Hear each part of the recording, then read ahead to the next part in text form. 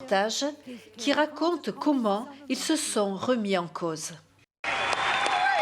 Au cours de l'an dernier, les États-Unis ont vécu un affrontement idéologique que l'on n'avait plus vu depuis des générations. Durant des mois précédant les élections de novembre dernier, les personnes étaient très préoccupées par la direction qu'allait prendre le pays, avec de fortes émotions et des opinions divergentes. Même nous qui vivons la spiritualité de l'unité n'échappions pas à ces profondes divisions. Je ne pouvais pas imaginer jusqu'où irait cette folie. Je comprenais que c'était une décision déchirante pour beaucoup. Cela a été très dur d'entendre des choses dans lesquelles je ne crois pas. Il y a une grande polarisation et même une diabolisation de l'autre parce que les opinions sont très fortes et divergentes.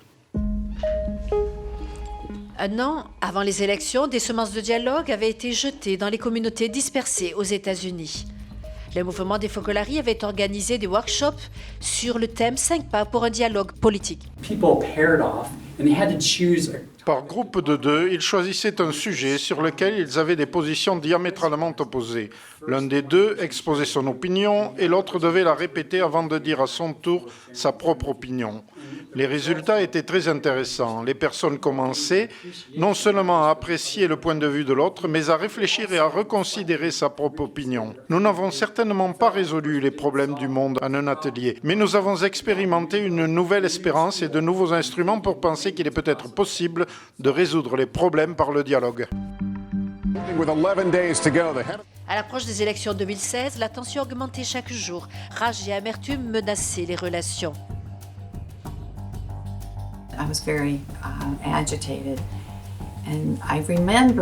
J'étais énervée, j'ai fait un examen de conscience.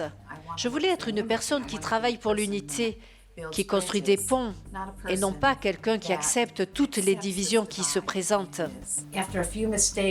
Suite à quelques erreurs, j'ai appris à être plus attentive aux commentaires que je postais sur Facebook, pour ne pas heurter ceux qui ne pensaient pas comme moi. Mes sermons, mes cris n'apportaient rien de bon, car ils ne faisaient pas changer ce que les autres pensaient. Ainsi, j'ai arrêté et j'ai commencé à écouter vraiment. Et j'ai compris que même avec ceux qui ne pensaient pas comme moi, nous avions plus de choses en commun que ce que j'imaginais.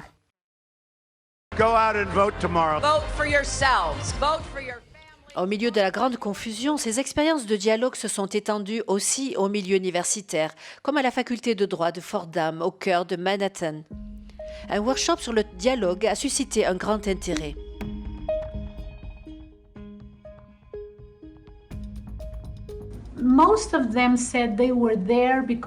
Beaucoup ont dit qu'ils étaient là pour comprendre si, au milieu d'une telle polarisation, le dialogue était vraiment possible. Il était évident qu'une fois donnés les instruments, même les plus radicaux, étaient prêts à être mis à l'épreuve. Les élections sont arrivées et elles sont désormais passées. On s'est rendu compte qu'on pouvait aborder des sujets brûlants sans aboutir à des discussions enflammées. 2 mois après l'investiture du nouveau président, les esprits se sont à nouveau enflammés. Donald Trump is the president of the United States. Les élections sont arrivées et elles sont désormais passées. Assise au-delà, au Capitol Hill, à la faculté de droit de Georgetown, la population étudiante vit la même situation de tension. Tout de suite après l'investiture, avec les étudiants, nous avons cherché comment vivre ensemble ce moment de si forte tension. Amy Ullman, auteur d'un livre sur le dialogue politique positif, a réalisé avec les étudiants et les collègues le même workshop pour ouvrir les portes de la communication entre eux. Nous nous sommes rendus compte que souvent dans les conversations, il y a des stéréotypes, des incompréhensions, des informations erronées. Nous avons décidé d'être prêts à nous corriger et à résoudre les difficultés qui naissent de la confrontation entre opinions opposées.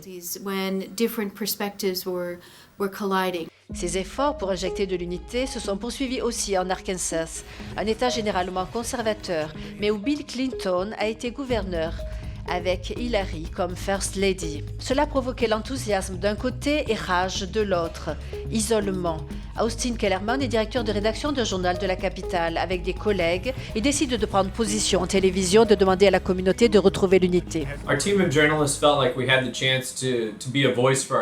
L'équipe de journalistes sentait qu'elle pouvait offrir une possibilité à notre ville. Ainsi, un des journalistes les plus experts a préparé un sujet d'approfondissement dans l'édition principale, invitant tous à l'unité et à l'ouverture. Il n'y a pas de eux et de nous, nous sommes tous nous le peuple. C'est clair, cela ne résout pas la situation, cela ne change pas les positions des personnes, mais peut-être cela offre-t-il la possibilité de voir un peu plus loin que son propre point de vue. À chaque nouveau pas, la communauté des États-Unis est appelée à continuer à dépasser les divisions.